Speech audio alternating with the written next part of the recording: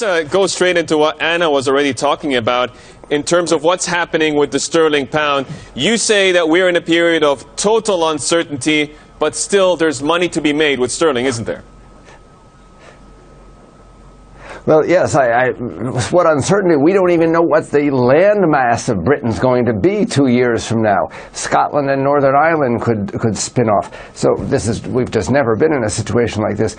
As a result, sterling is likely to be extremely volatile, and that's good for traders. There's a lot of opportunity to make in rallies like now, and to be honest, I expect to move down at some point as the uncertainty heightens and people get more worried about Britain. So a lot of volatility, a lot of opportunities. A lot of opportunities, including pairing that sterling-Japanese yen trade, right? Yes, I think that would be the way to play this, because sterling is the focus of risk right now. So when people are risk off, well, sterling's really the source of all the risk in the markets, so they're going to be selling that. Risk off, they buy the yen. On the other hand, when it's risk on, they're going to be selling the yen and buying sterling. So I think that is the most volatile pair. We saw like a 2.8% range yesterday in that pair. Amazing. Yeah, Marshall, I mean, I know you spent 18 years in Japan. I don't know if you kept yen under the mattress and when you bought in, but right now, when you take a look at the forecast, I want to take a look at the yen's level and also the year-end forecast of analysts. And it looks like they're at their closest since June of 2015 here. Well, I think everybody was very surprised. You know, if you look at the beginning of the year, everyone was forecasting 125, maybe 130, and then all of a sudden things have turned around completely. I think there was quite a lot of shock in the markets about what's happened. Now, with this risk-off environment and all the increased risks, the Japanese investors are hedging their overseas assets, and that sends the yen much higher. So there's a lot of disagreement now and uncertainty about where the yen is headed. I think it's one of the more controversial currencies.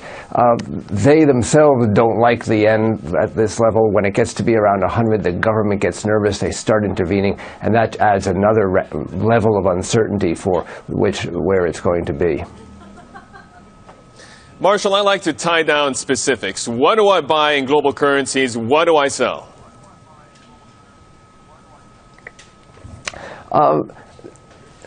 On a short-term trade, I think you would be buying sterling today and selling yen. That's just the trade, because right now we're on risk on. But I can't even say that this will last for tomorrow. I would say longer term, if you're a medium-term investor, I think uncertainty means a stronger dollar. We've seen it consistently in history that when things get tough, people buy the U.S. We saw that especially in 2008. So I'm still pretty confident in the dollar right now. Also, I think emerging market carry trades. We're seeing an environment right now where people are just want to buy anything but cash. It's amazing that we have both stocks that are record high and bond yields that are record low. Normally, these things don't go together. People are really looking for some sort of return. So I think right now, emerging market carry trades in currencies like the South African rand, Mexican peso against, I would say, the euro would be a good bet. Yeah, we're also in uncharted territory when it comes to politics and monetary policy here, as central banks really across the board suppress these interest rates into negative territory. And when it comes to currency, where do you find yield? Yes. Well, for example, you don't find it in Switzerland, where yields are negative out to 50 years. I mean, this is really the lowest interest rate environment in recorded human history. So it's very hard to find yield right now. That's one reason probably why people are still continuing to buy stocks. At least you get a dividend from the companies. And also, as I say, some of the emerging market currencies still have relatively high yields. And within the G10, the Australian dollar and New Zealand dollar, it's not much, but it's more than negative, that's for sure. So I think those are probably the currencies to watch out for. As long as, for example, the Fed's on hold and things are relatively stable, I think those kinds of trades will perform.